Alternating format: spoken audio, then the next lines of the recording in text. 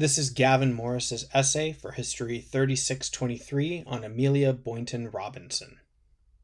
Born in Savannah, Georgia in 1911 to George and Anna Platts, Amelia's childhood was marked with her involvement in the women's suffrage movement. As you may well know, the women's suffrage movement had an interesting relationship with black supporters. Even though black support for women's suffrage can be traced all the way back to Frederick Douglass at the Seneca Falls Convention in 1848, white organizers would often eschew black involvement as a means to appeal Southern and/or racist white supporters. Nevertheless, Amelia and her family supported the cause, and Amelia would have been 9 years old when women were given the right to vote, surely creating in her a sense of hope for the future when she too would be able to vote. Amelia later attended Tuskegee University, at the time Tuskegee Institute, earning a degree in home economics in 1927. She then joined the U.S. Department of Agriculture in Selma, Alabama. Amelia's job required her to give home demonstrations to the rural living people of Dallas County, many of which still lived on the plantations their ancestors worked. Despite what you may think with her working for the Department of Agriculture, her job actually had little to do with agriculture. As Amelia herself would state, quote, "I was supposed to teach them gardening, but they knew more about it than I did. I was not reared on the farm. I was reared in the city," end quote. Instead, Amelia gave demonstrations on preparing food, cleaning clothes, and other general housekeeping tasks that the rural population was lacking. It was at this time that Amelia married her first husband, Samuel Boynton, and both Amelia and her husband would try to convince the black population of Dallas County to register to vote. Keep in mind, this is 30 some odd years before the marches in Selma, and around 15 years since Amelia went with her mother to convince other women to vote. Like her mother before her, Amelia was, as she describes, quote, "a civil rights activist before the name came in," end quote. Amelia herself registered to vote in 1934, which is incredibly impressive considering the level of disenfranchisement that was occurring in the South at that time, and indeed for decades afterward.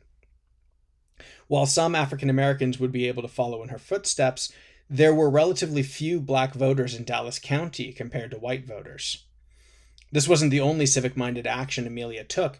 In 1936, Amelia wrote a musical called Through the Years to raise money for a community center in Selma.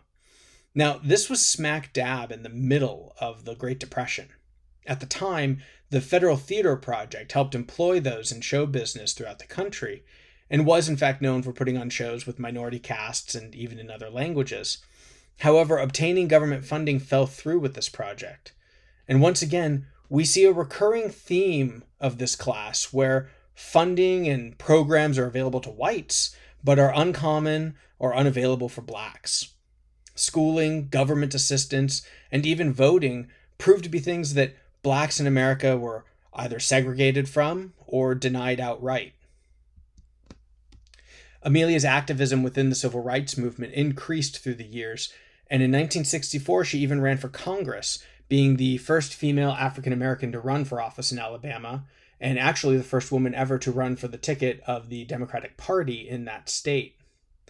Despite low voter registration for African Americans, Amelia was able to receive 10% of the vote, meaning that there were many whites who also voted for her despite her eventual loss.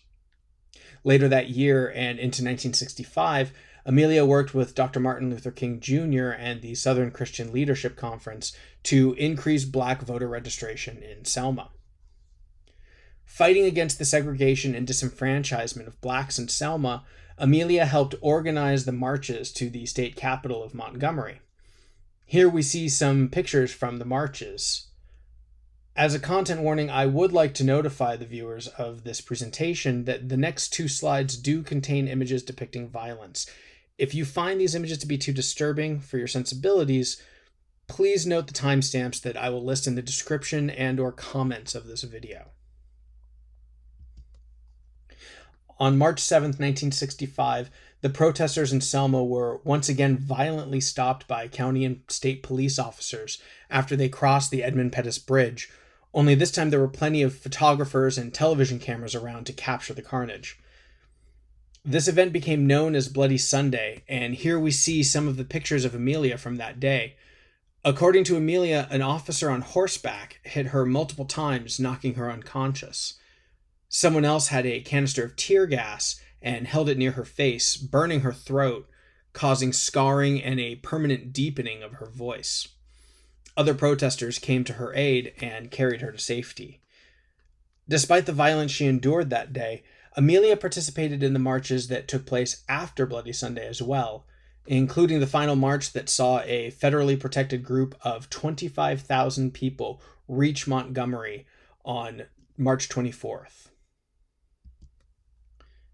The march to Montgomery and the images of Amelia and others enduring violence galvanized the public opinion of the nation and was a crucial aspect in the passage of the Voting Rights Act in 1965. Once again, we see a recurring theme from this class on violence serving the short-term wants of oppression, but eventually being the impetus for change. Like the lynching of Emmett Till, those who were indifferent to the civil rights movement became advocates after seeing the violence inflicted not only on black men, but on women and whites as well.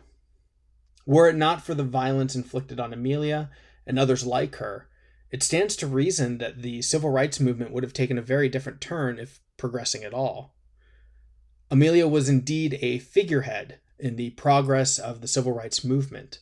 In fact, when President Johnson signed the Voting Rights Act into law, Amelia was there as a guest of honor. Amelia would continue to fight for various civil and political ideals throughout her life. She created a museum of sorts in the basement of her house, which she can be seen proudly displaying in the picture on the right. Amelia's basement was filled with memorabilia concerning the Selma marches and civil rights movement. In 2014, Lorraine Toussaint played Amelia in the film Selma, pictured here on the left. While Amelia was not fit to travel to the premiere, Paramount Pictures set out a private screening in her home for her. Amelia was described as loving the film immensely. In 2015, at the age of 103, Amelia joined then-President Barack Obama in walking across the Edmund Pettus Bridge in celebration of the 50th anniversary of the Selma voting rights movement. You can see Amelia in this picture wearing blue, holding President Obama's left hand.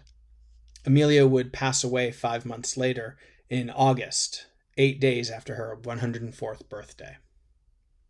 While Amelia Boynton Robinson was a lesser-known figure in the civil rights movement, her actions were absolutely crucial to the cause. Her dedication to equality and justice have left an indelible mark in this world, to the point where one must wonder if any amount of appreciation could ever be enough. This concludes my presentation concerning Amelia Boynton Robinson. Here are my primary sources I used for this video essay, and here are the secondary sources. The pictures I used have been found in various corners of the internet. I've done my best to cite them properly. Each link will take you to the page that I found the picture on. Thank you very much for listening.